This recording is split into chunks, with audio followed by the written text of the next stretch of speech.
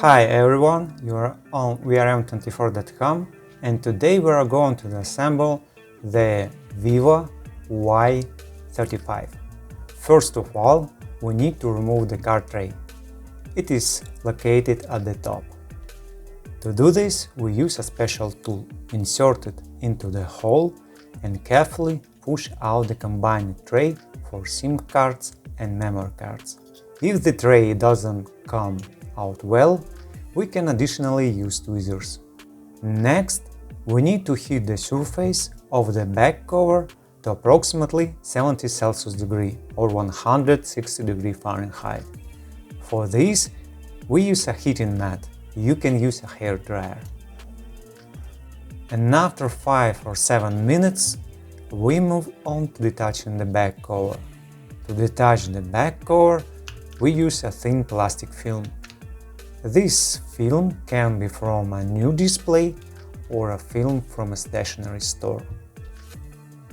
Carefully insert it into the gap between the back cover and the middle cover and gently run it along the edge, cutting off the adhesive backing.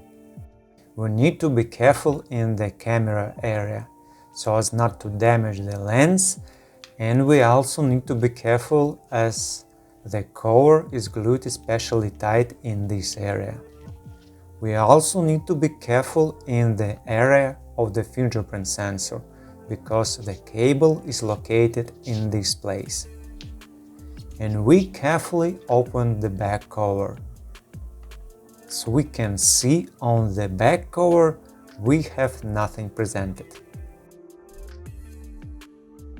After that, we need to unscrew the screws on the top and bottom parts. For this, we use a 1.5 mm Phillips screwdriver or Phillips #30. It is better to place the screws on a special surface in a certain order so that we don't confuse anything when reassembling. As we can see, the screws have warranty stickers, which means that the smartphone has not been disassembled before us. And we also unscrew the screws on the bottom, carefully remove the screws. And after that, we move on to detach the middle cover. For this, we use a thin plastic tool.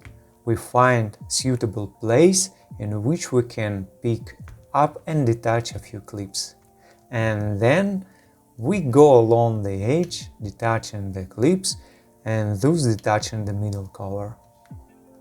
Of course, we need to be careful on the side of the side buttons and on the side of the fingerprint sensor, not to damage them, because they are physically located in those places. So we also have to be careful on the corners, because the cover is especially strong on the corners. And we open the middle cover and carefully turn it over so as not to damage the fingerprint sensor cable. Then we need to unscrew one screw that fixes the cover hiding the motherboard. To do this, we also use a 1.5 mm Phillips screwdriver. We unscrew this screw and use a non-metal tool to carefully detach the cover. We find the place where the cover is held in place, carefully rock it back and forth and remove the cover. We can also see that the cover is also glued on one side. So after that, with a non-metal tool, we disconnect the battery connector and disconnect the fingerprint sensor cable connector and remove the middle cover. After that, we move on to removing the screws at the bottom. For this, we also use a 1.5 mm Phillips screwdriver or Phillips #30. The screws may be different, so we place them in a specially marked location. Then we need to detach the cover at the bottom. We find the right place where we can hook and gently lift and remove the cover. Inside the cover we have the loudspeaker.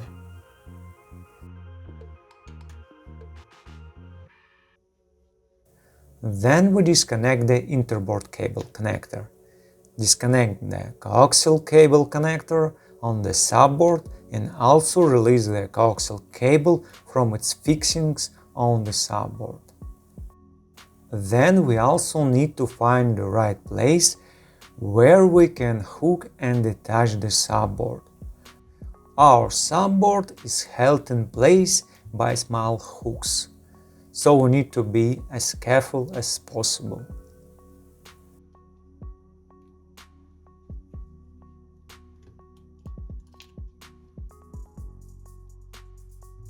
So we have detached the subboard.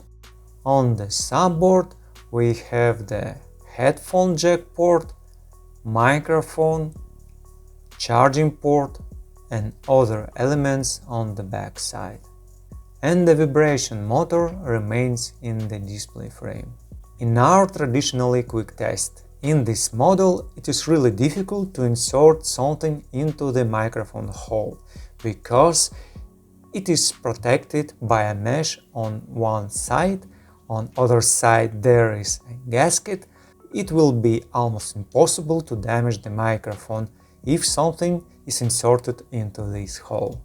We move on to disconnecting the interboard cable connector, the display connector on the motherboard. We also disconnect the coaxial cable connector and release the cable itself. After that, we can detach the cameras.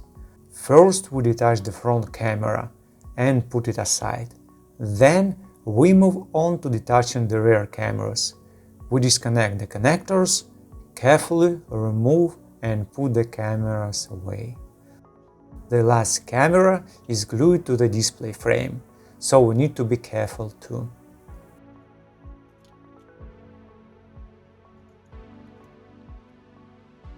After that, we move on to detaching the motherboard. We also need to find the right place where we can hook and carefully remove it. However, as we see, that something is preventing us from detaching the motherboard. In this case, we don't need to act forcibly. We need to carefully look at which side that might be holding the motherboard and try to carefully remove it. So we have removed the motherboard. On the back side, as we can see, we have the thermal paste.